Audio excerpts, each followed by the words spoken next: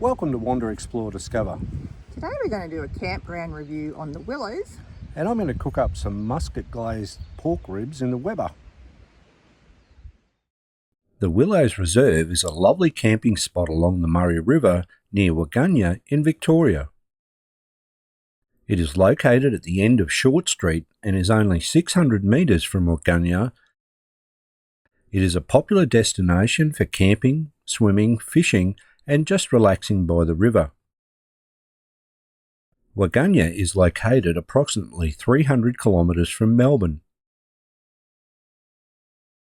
If you want more places to wander, explore and discover, subscribe to our channel for new videos every week. Access to the Willows Reserve is along a sealed road and the camping surface is gravel with grass areas along the river and other camping sites. We were lucky to get one of the lovely flat riverfront sites. The camping area has lots of trees, so most of the sites have shade during the day. We stayed here at the end of September and it was not very busy. There are only a few riverfront spots available, but there are more places to camp along the road and back from the river. A committee looks after this camping ground and they regularly maintain and upgrade the grounds. This is a donation campground and there is a box along the track to put your donation in. If you don't have cash, there are details at the donation box to direct deposit your donation. There is a toilet near the entrance and several water taps with town water available. There are also picnic tables and barbecues available in the day use area. The Willows Reserve is dog friendly. Just keep your dogs on a lead and clean up after them. Fires are allowed as long as there is no fire ban. The camping spots are easily accessible for motorhomes. We had good Telstra mobile coverage when we stayed. A toilet is available. Town water is available. There are no rubbish bins, so please take your rubbish with you. There is a 7-day limit for camping. The Wahgungah Town Centre has a fish and chip shop, service station and bottle shop. It's a short drive or you can walk over the bridge to Corowa in New South Wales, which has supermarkets, cafes, hotels, butcher shops and plenty of other shops to browse in. On our way to the Willow Reserve, we visited Rutherglen. Rutherglen is a historic wine growing area only 10 kilometres from Wahgungah that is famous for its world-renowned fortified wines, particularly Muscats. We visited Stanton and Killeen Winery for a wine tasting and bought a bottle of Muscat.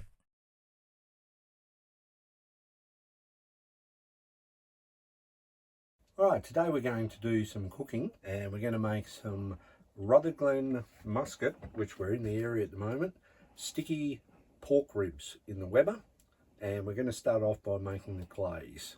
So this is our Rutherglen and we'll be adding some ingredients into our pan here to bubble away and make the glaze. We'll start off with our Muscat, and we need a cup of this.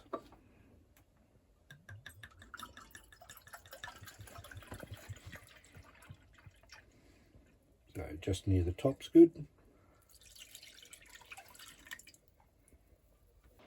Next we need half a cup of brown sugar. So just spoon this in here, try not to make too much of a mess, like that.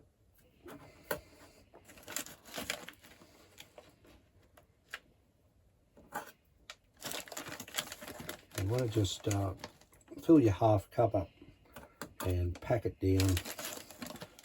Doesn't have to be spot on, but as long as it's sort of packed in there, it's a bit like wet sand.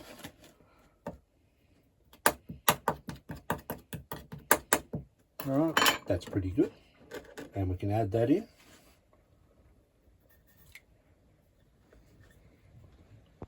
Alright, next we want a quarter of a cup of soy sauce. We've gone for the quality black and gold.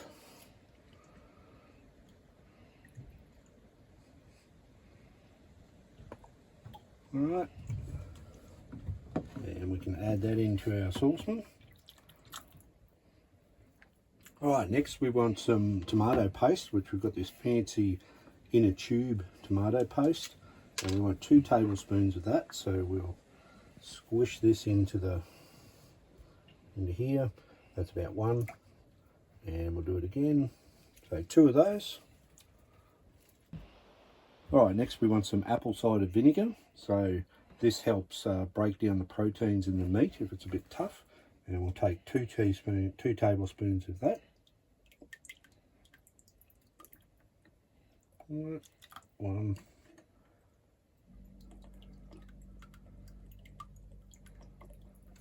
2.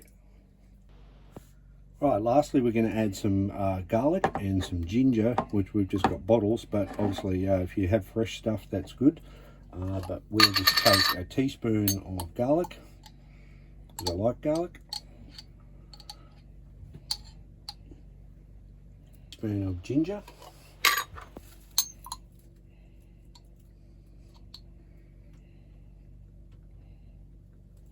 And now we're good to put this on the stove and cook it to turn into a glaze for about 15 minutes. Give it a bit of a stir to mix it all together. Alright, so we've got, you could do this outside if you want to. We're just doing it inside. Just put it on the heat and get it boiling to start with, but then just turn it down a little bit and give it a stir every now and again, just until tomato paste and everything has broken up. And you'll want to let this simmer and reduce for about 15 minutes, and I'll show you again sort of how it should look when it's closer to being done. Okay, so we're going to have a couple of baked potatoes with our pork ribs when they're done, and we're going to cook them at the same time underneath. We're going to wrap these 2 potatoes in some alfoil, so just get that out and get a couple of sheets. Alright, so we're going to wrap each potato just in a bit of alfoil. There's no real special way to do this. I tend to just fold in on the sides and then roll it over so that it's nice and sealed up. And we'll put one in the tray and then the other one.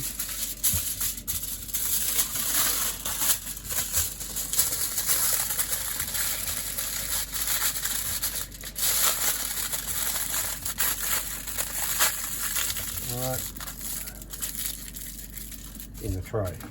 Right, these are our American pork ribs that we got from a butcher shop called Meat on the Murray in Corowa, and we are going to just add a few things to this before we put it into our tray. So the first one is some olive oil that we'll brush over the top. This will help. So we'll just need a bit in there in a container, and we'll use a basting brush here to go over the top of our meat.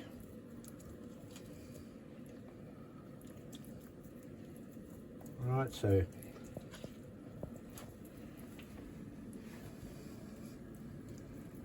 just give it a nice generous coating. That should be good. Then we're going to add some salt and pepper. So we're just using grinder salt. Just go back and forward over the whole thing. And then do the same thing with the pepper. So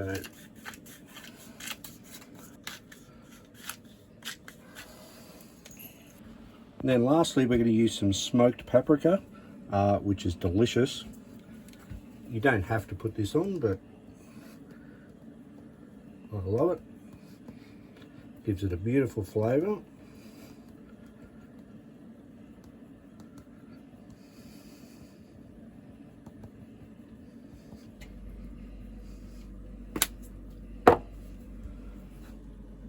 Alright, so once you've got it all on there, just get your fingers and just rub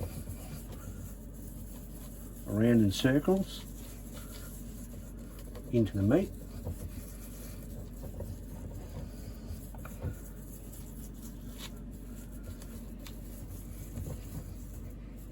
Alright, you don't have to go overboard, just until it's feels rubbed in, and we're good to go. Place this on top of our potatoes, which only just fits in our tray. Alright, so our glaze is still going. However, as it's cooking, you just want to go around the edges so it's not building up on the sides, as that part will burn and make your glaze bitter. So it won't stick on the bottom or anything, but the bits on the edges of the pot where the flame might be, they could burn. So you don't want that to happen. And we'll just continue to let that simmer a little bit more. Right, our glaze is simmering away. It's getting close to being ready to use. You'll see all of the bubbles, sort of little bubbles, popping up.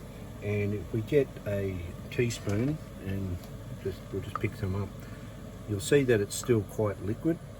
So if you want to get it more syrupy, you need to let it continue to reduce until it starts to look a little bit like lava. So now you can see, if I stir this around, see how it starts to look a bit like it's chunking up and the bubbles are getting a bit bigger. About that time you want to take it off or turn the heat off. All right, and it may still seem a little bit liquid, but as it cools, that glaze will become a bit thicker. All right, and you get that nice dark syrupy looking liquid, which is absolutely delicious. All right, we've got our pork ribs ready to go. I've set up the Weber, and the Weber I put on high until I got it up to about 100 degrees, and then I've kicked it back to half, and it's sitting on about 120 now. So you want it between 120 and 140.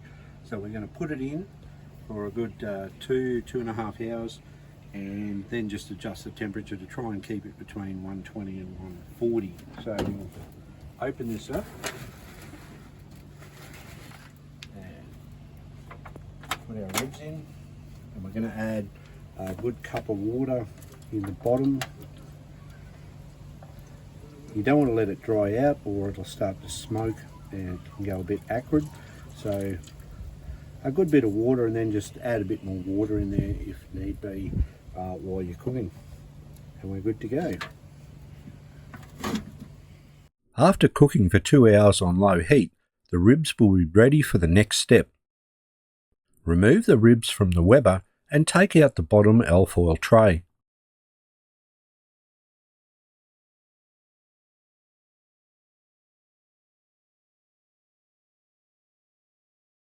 Coat the ribs generously with the Muscat glaze, then cook on high for 10 minutes.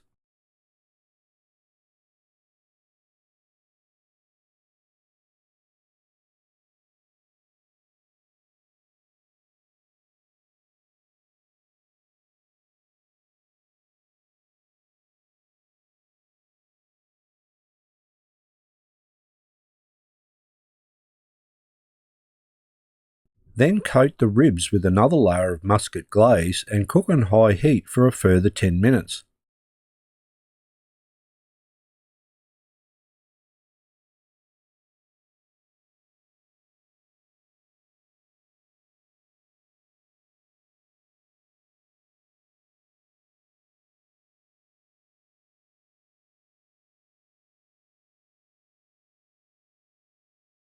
Now the ribs are ready. Remove them from the Weber and let them sit and rest for 5 minutes. Then cut the ribs in half and serve with baked potatoes and sour cream and chives and coleslaw. Have a look at that. That is awesome. I cannot wait to eat that. Yum. We hope you enjoyed today's video. You can find more information and places to explore at wanderexplorediscover.com.